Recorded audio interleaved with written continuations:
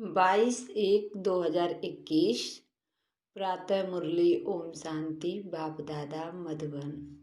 मीठे बच्चे, तुम बाप के पास आए हो रिफ्रेश होने। बाप और वर्षों को याद करो तो सदा रिफ्रेश रहेंगे। प्रश्न: समझदार बच्चों की मुख्य निशानी क्या होगी? उत्तर: जो समझदार है उन्हें अपार खुशी होगी, अगर खुशी नहीं तो बुद्धू है। समझदार अर्थात पारस बुद्धि बनने वाले, वह दूसरों को भी पारस बुद्धि बनाएंगे, रूहानी सर्विस में बिजी रहेंगे, बाप का परिचय देने बिगड़ रह नहीं सकेंगे। ओम शांति। बाप बैठ समझाते हैं, यह दादा भी समझाते हैं, क्योंकि बाप बैठ दादा द्वारा समझाते हैं। तुम जैसे समझते हो वैसे दादा भी समझते हैं। दादा को भगवान नहीं कहा जाता है, यह है भगवान वाच्य। बाप मुख्य क्या समझाते हैं कि देह अभिमानी बनो। यह क्यों कहते हैं? क्योंकि अपने को आत्मा समझने से हम पतित से पावन, परम पिता परमात्मा से पावन बनने वाले हैं। यह बुद्धि में ज्ञान है। सबको समझाना है। पुकारते भी हैं कि हम पतित हैं, नई दुनिया पावन जरूर ही होगी। नई दुनिया बनाने वाला, स्थापन करने वाला बाप है। उनको ही पतित पावन बाबा कह बुलाते हैं। पतित पावन साथ में उनको बाप कहते हैं। बाप को आत्माएं बुलाती हैं, शरीर नहीं बुलाएगा। हमारी आत्मा का बाप परलौकिक है, वही पतित पावन है। यह तो अच्छी रीति याद रहना चाहिए। यह नई दुनिया है या पुरानी दुनिया है, यह समझ तो सकते हैं ना। ऐसे भी बुद्धू हैं जो समझते हैं हमको सुख अपार है, हम तो जैसे स्वर्ग में बैठे हैं। परंतु यह भी समझना चाहिए कि कलयुग को कभी स्वर्ग कह नहीं सकते। नाम ही है कलयुग, पुरानी पतित दुनिया। अंतर है ना। मनुष्यों की बुद्धि में यह भी नहीं बैठता है, बिल्कुल ही जर्जरी भूत अवस्था है। बच्चे नहीं पढ़ते हैं तो कहते हैं ना कि तुम तो पत्थर बुद्धि हो। बाबा भी लिखते हैं तुम्हारे गांव निवासी तो बिल्कुल पत्थर बुद्धि है। समझते नहीं हैं क्योंकि दूसरों को समझाते नहीं हैं। खुद पारस बुद्धि बनते हैं तो दूसरों को भी बनाना चाहिए, पुरुषार्थ करना चाहिए। इसमें लज्जा आदि की तो बात ही नहीं है। परंतु मनुष्यों की बुद्धि में आधा कल्प उल्टे अक्षर पड़े हैं तो वह भूलते नहीं हैं। कैसे भुलाएं? भुलवाने की ताकत भी तो एक बाप के पास ही है। बाप बिगर यह ज्ञान तो कोई दे नहीं सकते।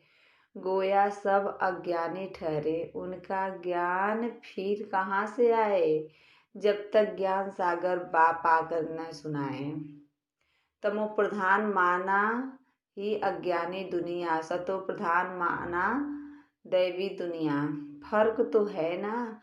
देवी देवताएं ही पुनर्जन्म लेते हैं, समय भी फिरता रहता है, बुद्धि भी कमजोर होती जाती है। बुद्धि का योग लगाने से जो ताकत मिले वह फिर खल्लास हो जाती है।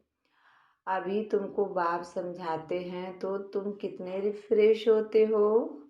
तुम रिफ्रेश थे और विश्राम में थे। बाप भी लिखते हैं ना, बच्चों आकर रिफ्रेश भी हो जाओ और विश्राम भी पाओ। रिफ्रेश होने बाद तुम सतयुग में विश्रामपुरी में जाते हो। वहाँ तुमको बहुत विश्राम मिलता है।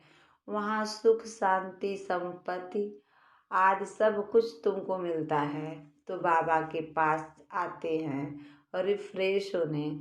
विश्वास पाने, रिफ्रेश भी शिव बाबा करते हैं, विश्वास भी बाबा के पास लेते हैं, विश्राम भी बाबा के पास लेते हैं। विश्राम माना शांत, थक कर विश्रामी होते हैं ना, कोई कहाँ जाते हैं विश्राम पाने, उसमें तो रिफ्रेशमेंट की बात ही नहीं। यहाँ तुमको बाप रोज समझाते हैं तो तुम यहाँ आकर रिफ्रेश होते हो। याद करने से तुम तमो प्रधान से सतो प्रधान बनते हो। सतो प्रधान बनने के लिए ही तुम यहाँ आते हो। उसके लिए क्या पुरुषार्थ है? मीठे मीठे बच्चे, बाप को याद करो। बाप ने सारी शिक्षा तो दी है। यह सृष्टि चक्र कैसे फिरता है, तुमको विश्राम कैसे मिलता है, और कोई भी यह बातें नहीं जानते तो उनको भी समझाना चाहिए, ताकि वह भी तुम जैसा रिफ्रेश हो जाएं। अपना फर्ज ही यह है, सबको पैगाम देना, अविनाशी रिफ्रेश होना, अविनाशी विश्राम पाना है। सबको यह पैगाम दो। यही याद दिलाना है कि बाप को और वर्षे को याद करो। है तो बहुत सहज बात, बेहद का बाप स्वर्ग रचते हैं, स्वर्ग का ही वर्षा देते हैं। अभी तुम हो संगम युग पर। माया के श्राप और बाप के वर्षे को तुम जानते हो। जब माया रावण का श्राप मिलता है तो पवित्रता भी खत्म, सुख शांति भी खत्म, तो धन भी खत्म हो जाता है।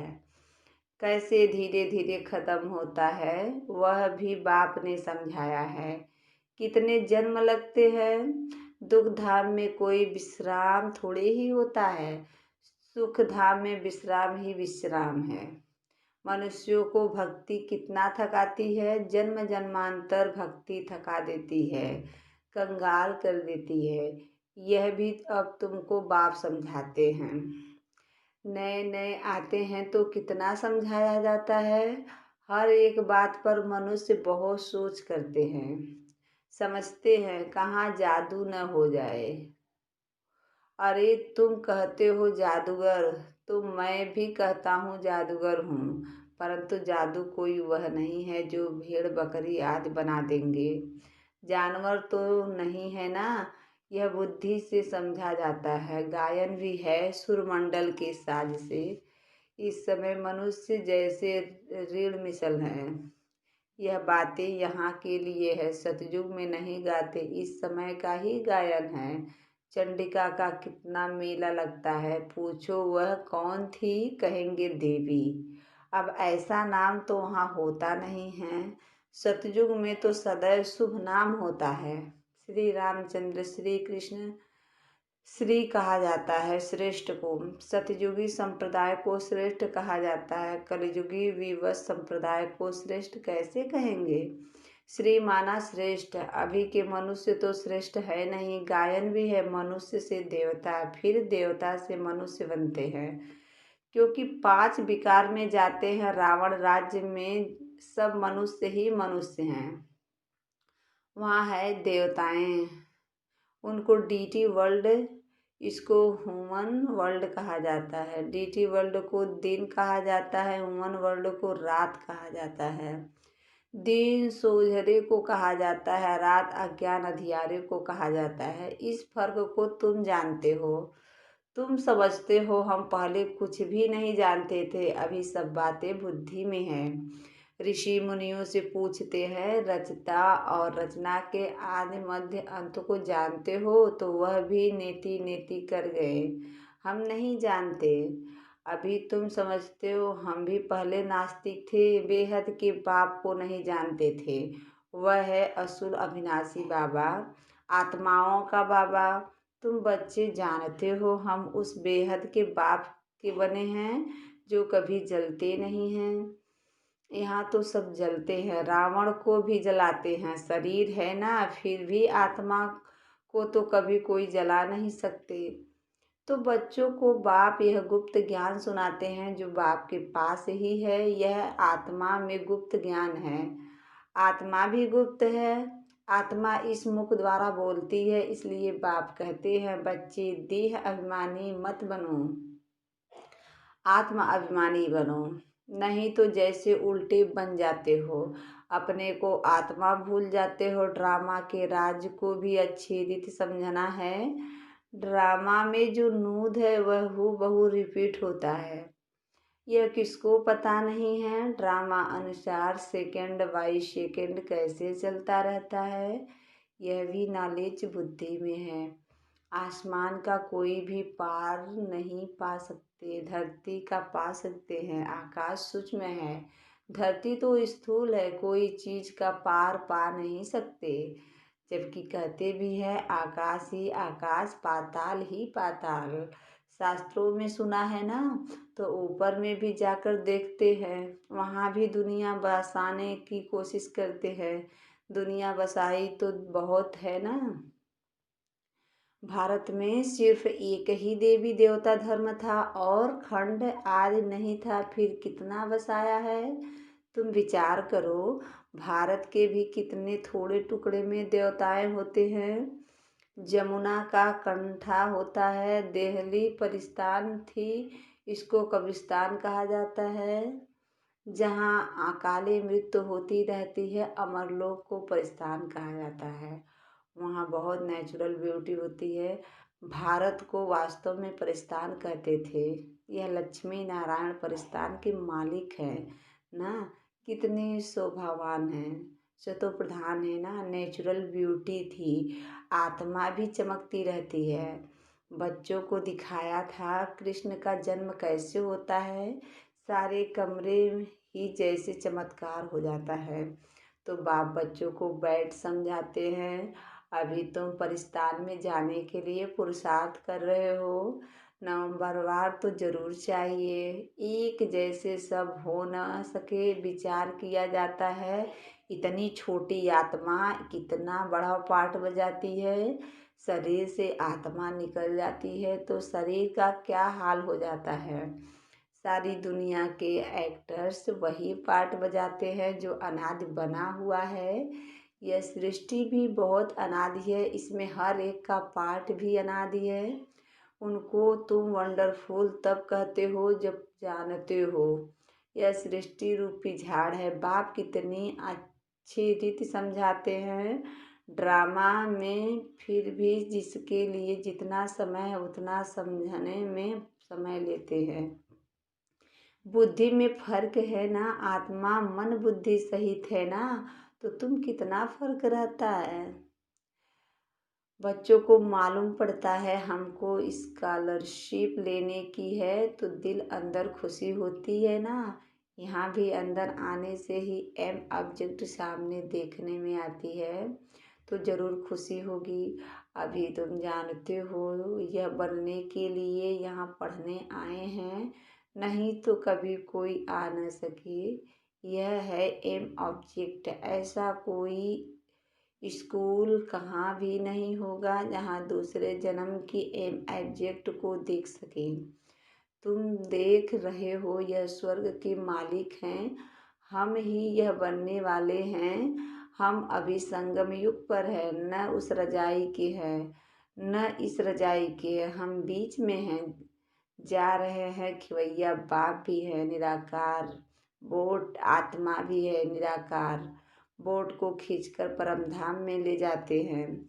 इनका पोरियल बाप, इनका पोरियल बच्चों को ले जाते हैं, बाप ही बच्चों को साथ में ले जाएंगे। यह चक्र पूरा होता है, फिर हूबहू रिपीट होना करना है।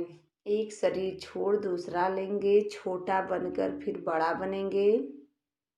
जैसे आम की गुठली को जमीन में डाल देते हैं तो उनसे फिर आम निकल आएंगे। वह है हद का झाड़। यह मनुष्य सृष्टि रूपी झाड़ है, इसको वैरायटी झाड़ कहा जाता है। सतयुग से लेकर कलयुग तक सब पाठ बजाते रहते हैं। अविनाशी आत्मा 84 के चक्र का पाठ बजाती है। लक्ष्मी नारायण थे जो अब नहीं हैं, चक्र लगाएं अब फिर यह बनते हैं। कहेंगे पहले लक्ष्मी नारायण थे, फिर उन्हों का यह है लास्ट जन्म ब्रह्मा सरस्वती। अभी सबको वापिस जरूर जाना है। स्वर्ग में तो इतने आदमी थे नहीं, न इस्लामी न बौद्धी, कोई भी धर्म वाले एक्टर्स नहीं थे सिवाय देवी देवताओं के। यह समझ भी कोई में नहीं है। समझदार को टाइटल मिलाना चाहिए ना। जितना जो पढ़ता है नंबरवार पुरुषार्थ से पद पाता है। तो तुम बच्चों को यहाँ आने से ही यह एम ऑब्जेक्ट देख खुशी होनी चाहिए। खुशी का तो पारावार नहीं। पाठशाला व स्कूल हो तो ऐसा है कितनी गुप्त परंतु जबरदस्त पाठशाला है। जितनी बड़ी पढ़ाई उतना बड़ा कॉलेज। वहाँ सब फैसिलिटीज मिलती है। आत्मा को पढ़ाना है, फिर चाहे सोने के तख्त पर चाहे लकड़ी के तख्त पर चढ़े। बच्चों को कितनी खुशी होनी चाहिए, क्योंकि शिव भगवान वाच है ना। पहले नवंबर में यह विश्व का प्रिंस। बच्चों को अब पता पड़ा है, कल्प कल्प बाप ही आकर अपना परिचय देते हैं। मैं इनमें प्रवेश कर तुम बच्चों को पढ़ा रहा हूँ। आत्माओं में यह ज्ञान थोड़े ही होगा। ज्ञान से देवता बन गए, फिर पढ़ाई की दरकार नहीं। इसमें बड़ी विशाल बुद्धि चाहिए समझने की। अच्छा, मीठे मीठे सिकील दे बच्चों प्रति माता पिता बाप दादा का याद प्यार और गुड मॉर्निंग। रूहानी बाप की रूहानी बच्चों को नमस्ते नमस्ते नमस्ते। धारणा के लिए मुख्य सार है। पहला, इस पतित दुनिया का बुद्धि से संन्यास कर पुरानी देह और देह के संबंधियों को भूल अपनी बुद्धि बाप और स्वर्ग तरफ लगानी है।